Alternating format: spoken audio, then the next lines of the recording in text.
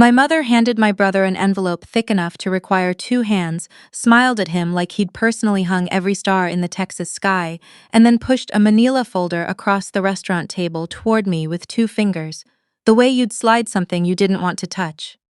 Inside was the deed to a condemned auto repair shop on the east side of Houston, 11 years out of operation. A city notice listing 17 unresolved code violations, including a partially collapsed roof and exposed wiring, and a property tax bill for $43,000 due in 14 days, attached to an LLC that my father had carried in his name since 2009.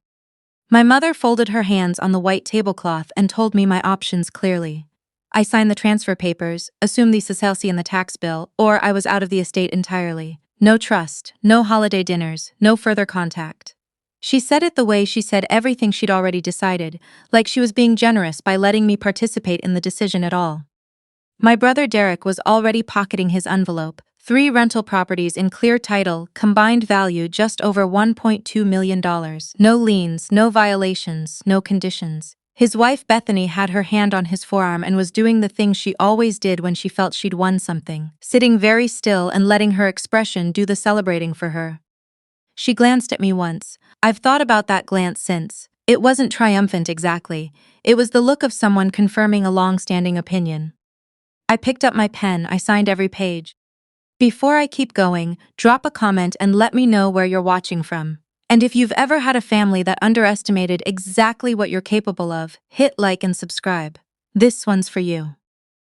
My name is Jade. I'm 30 years old. I've held a Texas general contractor's license since I was 24, and for the 3 years before that dinner, I'd been doing development consulting, site analysis, feasibility studies, project management for other people's buildings while I saved and planned to do my own.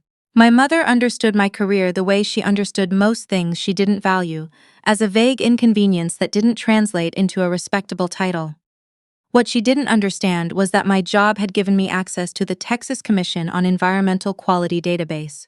And 3 months before that dinner, I had pulled the full environmental history on that auto shop.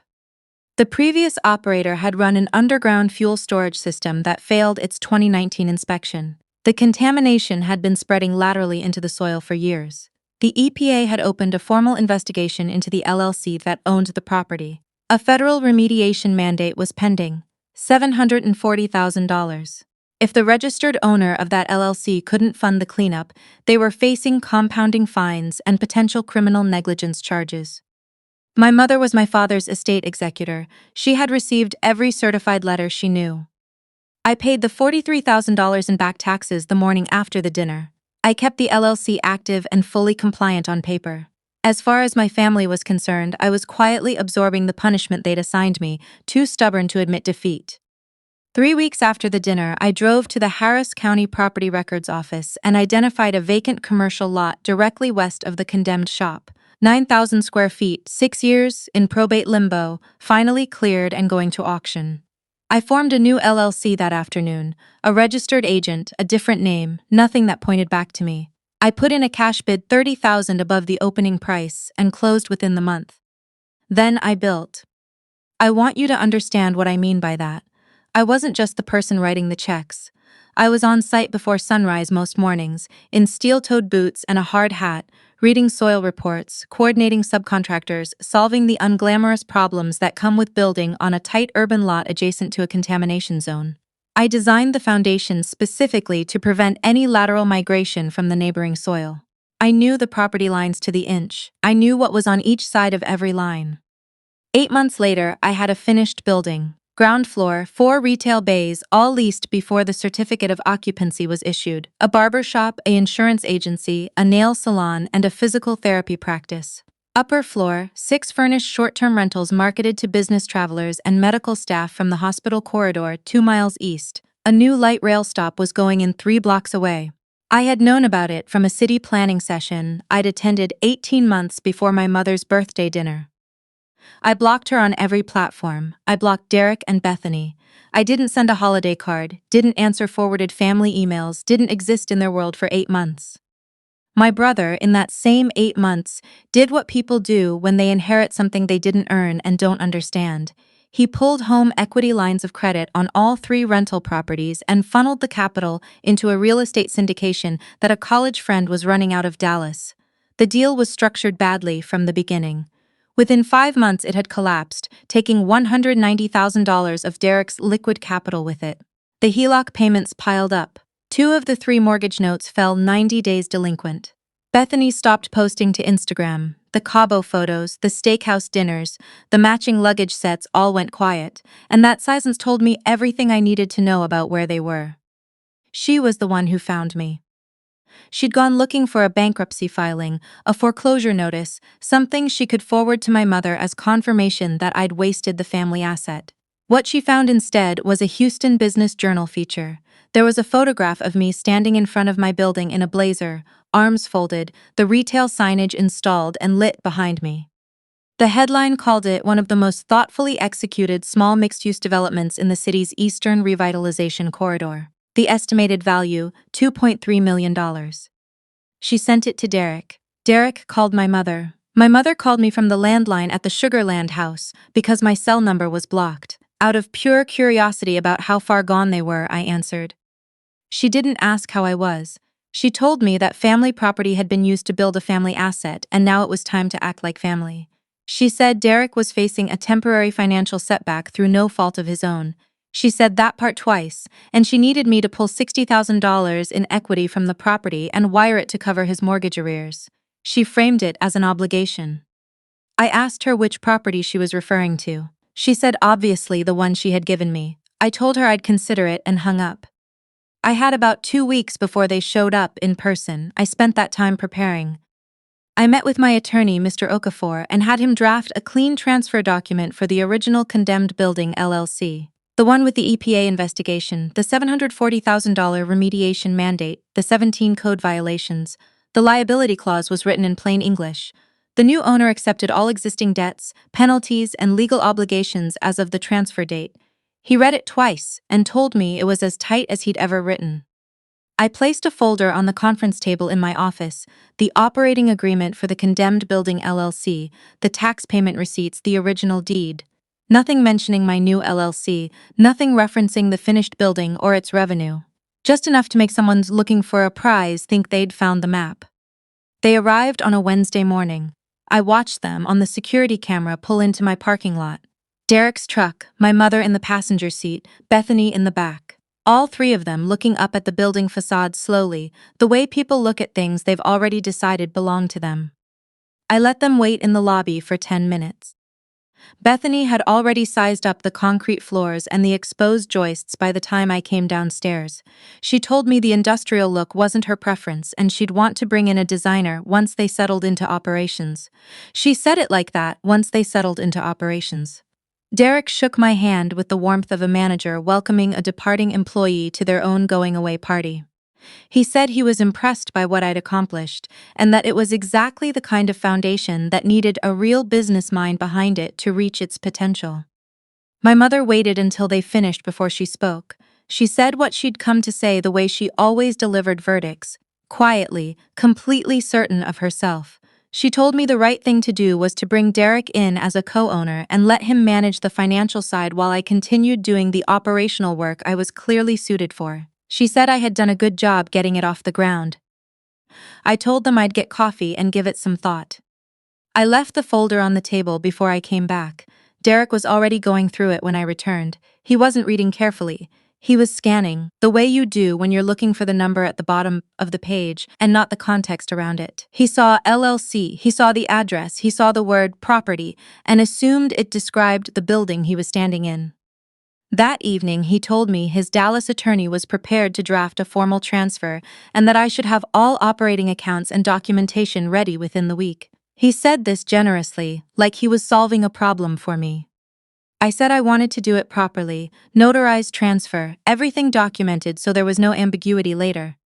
He said that was very sensible. We were at Mr. Okafor's office by 10 Monday morning. Derek in a blazer, Bethany in the chair beside him, fresh manicure, a new bag that I recognized cost more than her current credit limit probably allowed, my mother at the end of the table, reading glasses in hand.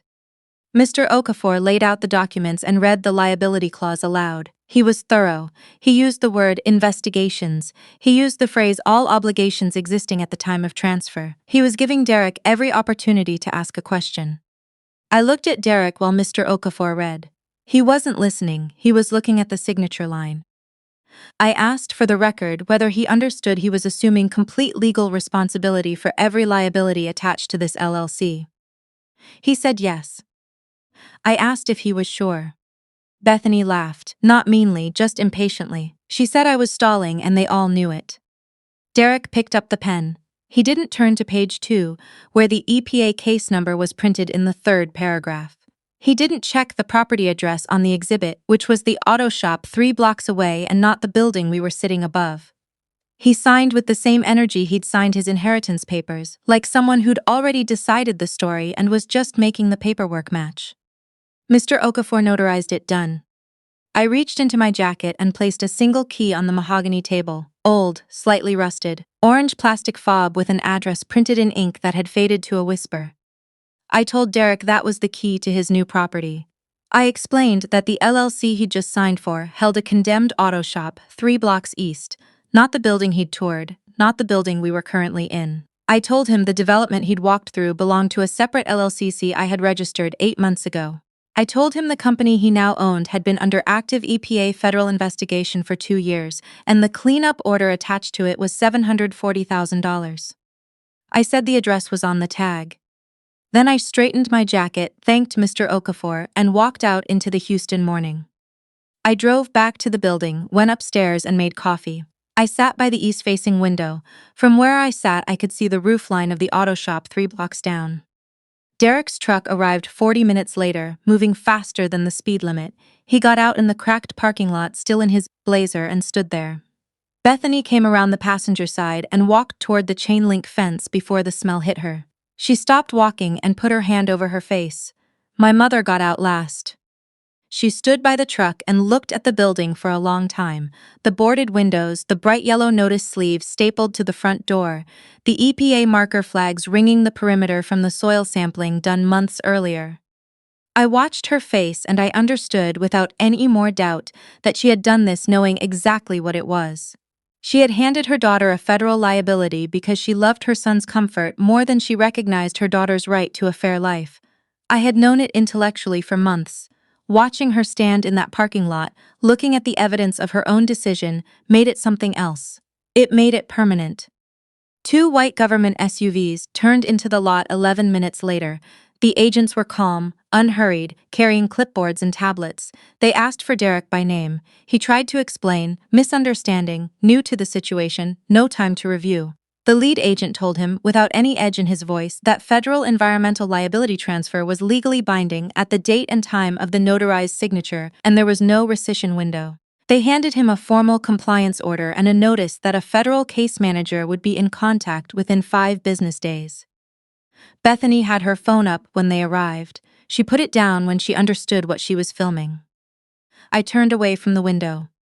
My phone ran to voicemail 4 times that afternoon. My mother's messages started controlled and ended desperate. She wanted to sit down. She wanted to restructure. She said she had made mistakes. She said I was her daughter and she needed me. I listened to all 4. I deleted all 4. What I want to tell you, the part that matters beyond the legal mechanics and the satisfying accounting of consequences, is what that window felt like when I turned away from it. Not victory exactly. Something quieter. The particular stillness of a person who no longer needs an outcome to confirm what they already know about themselves. I had built that building, not to prove something to my family, not to stage a reversal they would eventually be forced to witness. I built it because it was the next right move for someone with my skills and my savings and my knowledge of what was coming to that neighborhood. The reversal was a side effect of doing the actual work. The remediation proceedings took Derek to court twice. He lost both times. The legal fees cost him 2 of the 3 rental properties. The third went in foreclosure when the mortgage note called and he had nothing left to service it. Bethany filed for separation 4 months after the EPA compliance notice landed. My mother spent most of her remaining savings on his defense attorneys, then sold the Sugarland house and moved into a 2-bedroom apartment in a zip code she'd spent 30 years looking down on. I heard all of this second and third hand, the way you hear about things that happened in a country you used to live in. My building is at 96% occupancy. One retail tenant just renewed for a second term. I'm under contract on a second lot 4 miles east in a neighborhood about 18 months behind mine on the development curve, and I have a project manager now. Her name is Alicia. She has her contractor's cert and her real estate license both, and she is better at the parts of this job that bore me than I will ever be. I pay her what the work is worth because I know what it costs to work hard for people who don't. I am 30 years old. I own 2 LLCs, one finished building and one in development. None of it came from my mother's envelope. None of it was built to earn her regard. There's a specific lie that gets told to daughters, and I believed it for most of my 20s, that loyalty to a family that diminishes you is a virtue, that endurance is the same thing as love, that your job is to hold yourself smaller so the people around you can feel larger. I carried that lie for a long time. It is heavy and it doesn't pay anything. What I know now is that the thing they hand you to break you can become the first weight you ever truly lift. Drop a comment below and tell me where you're watching from, and if you've ever built something from nothing that someone else tried to claim. I want to hear that story. Hit subscribe, turn on the notification bell, and share this video with someone who's still in the part where they haven't started building yet. That's the most important part to survive.